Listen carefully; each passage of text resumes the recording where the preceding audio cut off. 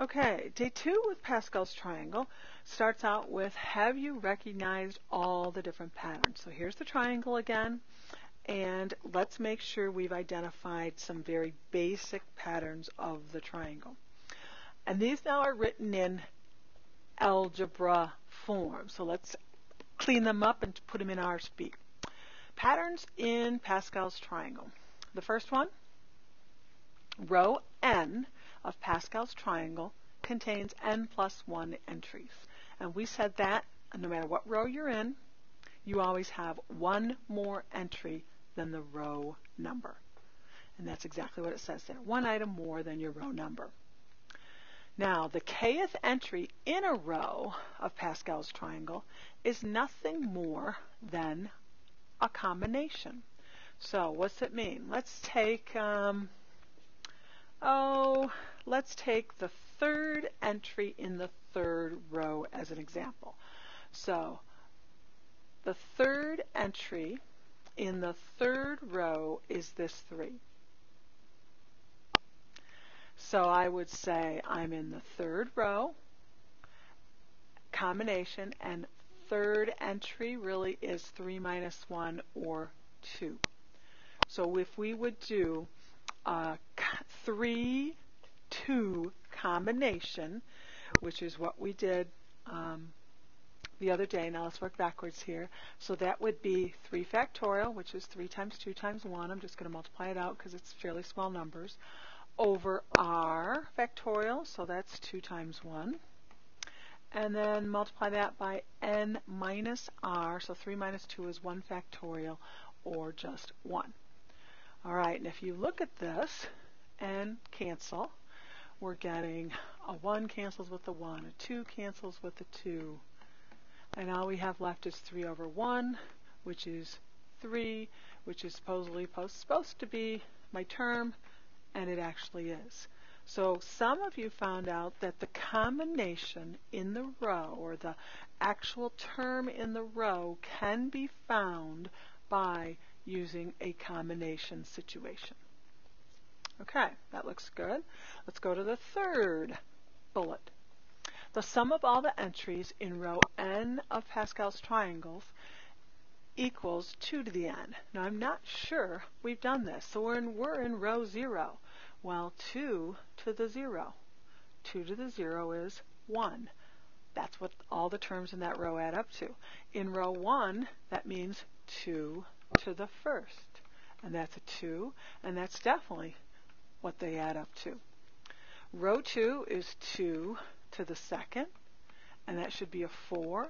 And we go back and add them up. Oh, nice. So we're seeing a pattern here. 2 to the third, if you're not convinced, we know is 8. 1 plus 3 plus 2, 3 plus 1 is 8.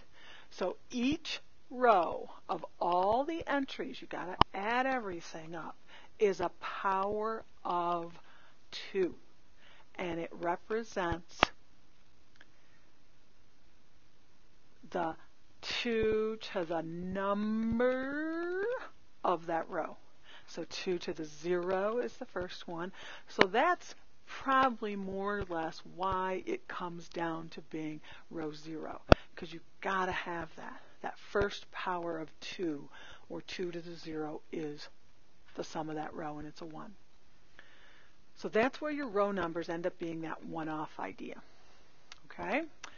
The fourth bullet, a little smaller but still, says if you take the term that is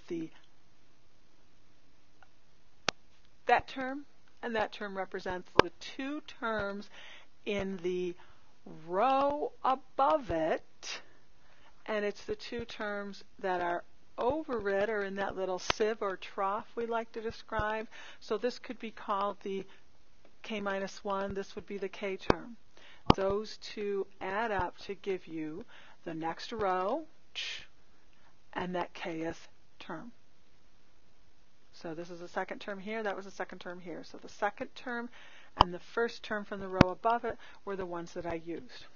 If I'm here, then I'm using the second term and the third term of the 5th row, then I'm using the second and third from the row 4. So it's the previous two terms. Now, instead of remembering this, you might do a little triangle action like we did. The previous two terms, for example, would come down to give us the 4. So these two come down and give us the 6. These two come down and give us the 4 again. So that's what we're looking at. All right. So those are the characteristics we want you to keep in mind because they're all over the place in the triangle, and they will be used as we move forward. So if we say, find the 6th and the 11th entries in row 15 of Pascal's triangle, then the kth entry in the row, so that's what we're talking about, that would be the 6th or the 11th.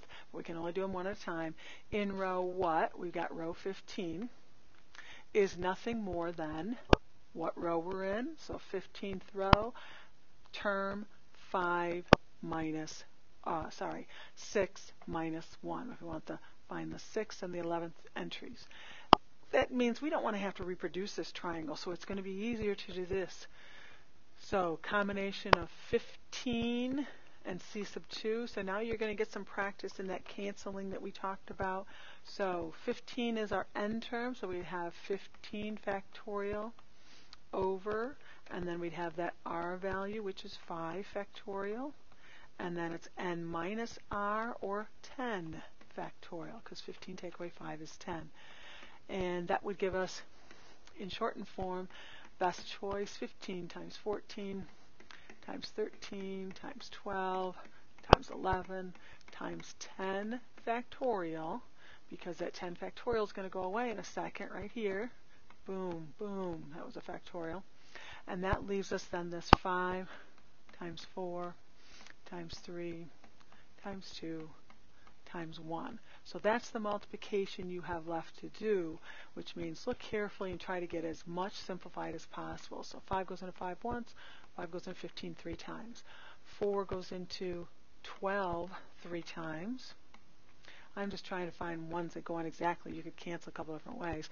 3 goes into any of these. Now 3 goes into 3 once, 3 goes into that 3 once. 2. We could say 2 goes into 2 once, 2 goes into 14 7 times. So on the bottom of our fraction here, we have nothing but 1. So whatever we have left in the top is what we're going to have as our remaining process. So let's check that out. And so looking at this, I see we have a 7 times 13 times 3 times 11, and then times a 1. So add that all up. We've got 3,303. Now put it in context again. What was that? Well, in the 15th term, 15th row of Pascal's triangle, on the 6th entry, it would be a 3,003. Now let's just go back to that triangle to show you what we're talking about.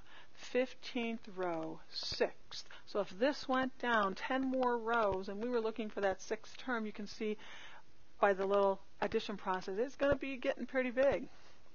Okay? And it says it would be, the 6th term would be the 3,003. So you'd be doing the same thing. So you're going to get a little practice with this combination notation, I'll call it, which is a good thing, of Pascal's triangle. Now, take a good look. If we do a real life story problem here, we're saying, suppose a fair coin is tossed 5 times. In how many ways can exactly 0 heads appear, 1 head appear, 2, 3, 4, and 5 heads appear? So I made a little table or chart. And some of you could even do a tossing to see how accurate it is. So heads, my first column is no heads appear. So that means that we would have gotten all tails. 1 head appears, 2 heads appears, 3, 4, and 5. So we're going to be tossing a fair coin is tossed. And how many of those 5 tosses is there one really appearing? And so again, 5 things taken 0 at a time would be I'm taking 0 heads at a time. 5 coins taken 1 head at a time. 5 coins 2 heads at a time. 5 coins 3 heads at a time. 5 coins, I want 4 heads at a time, and 5 coins with 5 heads at a time. So I can use this same combination notation and I can find them out. So again, ask yourself, because these are nothing more than terms in the Pascal's triangle, in row 5, so we know the first term is a 1. We know the last term is a 1. You can either do the math, and I think we had both of those. Those are 10s that should be appearing there.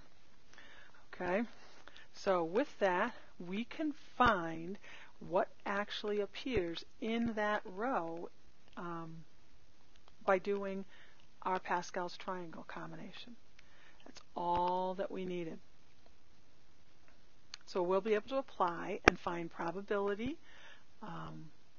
What is the chances of it happening? All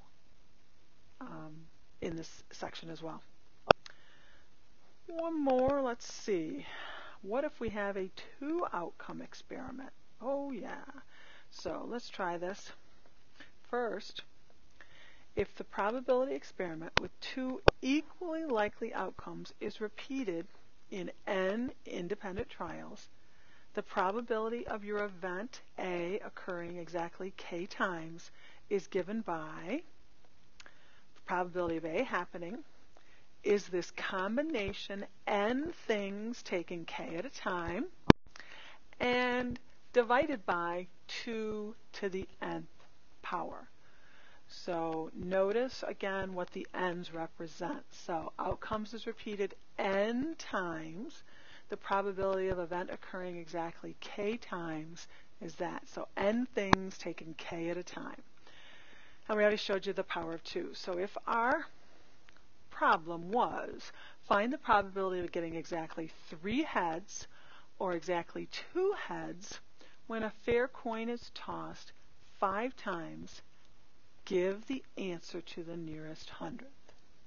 So probability of 5 things taken 2 at a time. So we're getting exactly 3 heads and exactly 2 heads. So no more than that. Can't have 4, can't have 5, because we were tossing it 5 times. So here we go. Thinking. I got probability of heads or probability of 2 heads. 3 heads or 2 heads. So that's what I'm thinking. So each of those things are done separately. They each get their own little setup. When we finish, we will add those 2 together. So doing the math, I think we're looking at 3 heads, 5 tosses, 3 of them are all heads, 5 tosses, 2 of them are heads, 5 things taken 2 at a time with just heads, and then it's 2 to the 5th because we're doing 5 tosses. You can see the math, 10, 30 seconds, 10, 30 seconds. You can either reduce that or add them together and get 20, 30 seconds, and 20, 30 seconds reduces to 5/8, which is also 0.625. So our answer needs to be what? According to the nearest, or rounding to the nearest hundredth, would have to be a 0.63.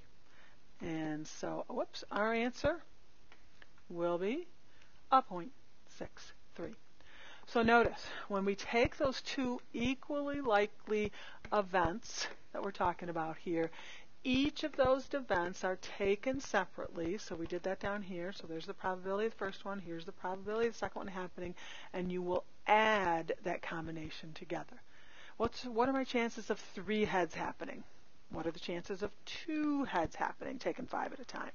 And that's how you will move forward on the probability questions in this section. Okay? That's all for now, so bring questions you have to class.